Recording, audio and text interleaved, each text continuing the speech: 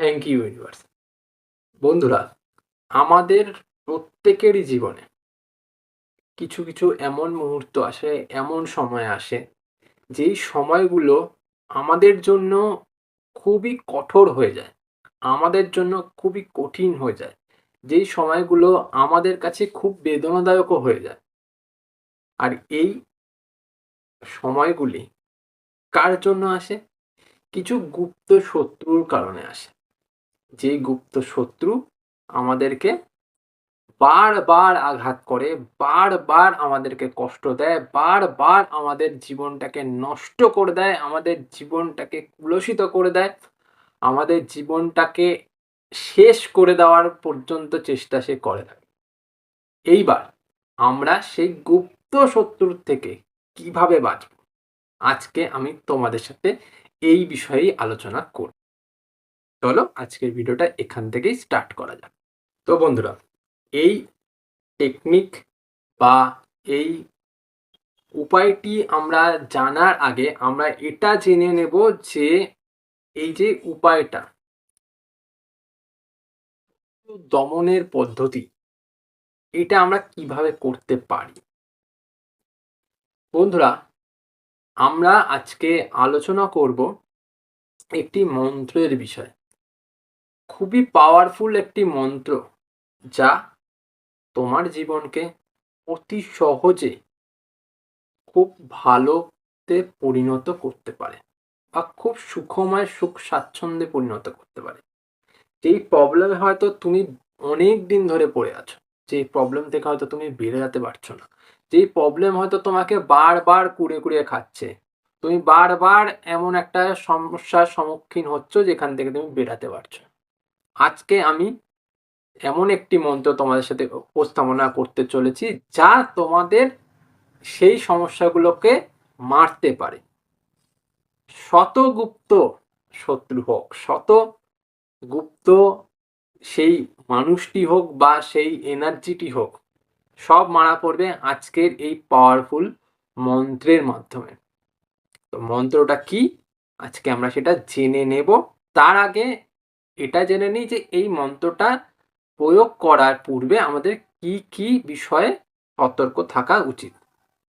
তো বন্ধুরা, এই বিষয়টা আমরা যখন করতে যাব বা এই মন্ত্রটা যখন আমরা ইউজ করতে যাব, সেই দিন বা তার আগের দিন, এই দুটো দিন আমাদেরকে এটা মাথায় রাখতে হবে যে আমরা যেন কোনোভাবে আমিষ না খেয়ে ফেলি। বোঝা গেল? সাথে সাথে যেহেতু এটা ভগবানের একটি মন্ত্র, তো সেহেতু আমাদের এটা সবসময় মাথায় রাখতে হবে যে আমরা যেন সেই সময়টাতে শুদ্ধ থাকি, এটুকুনি মাথায় রাখবে। এবার আমরা যখন এটাকে ইউজ করব, যখন এই মন্ত্রটি ইউজ করব, সেটা কোন কোন সময় হতে পারে? এটা হয় শনিবার, নয় মঙ্গলবার আমরা স্টার্ট করতে পারি। কিন্তু এই মন্ত্রটি আমরা চাইলে সপ্তাহে 7 দিন করতে পারি। আর যদি আমাদের সপ্তাহে 7 দিন করা পসিবল না হয়, তাহলে অনলি শনিবার বা মঙ্গলবার আমরা করতে পারি। এটুকুনি বোঝা গেল।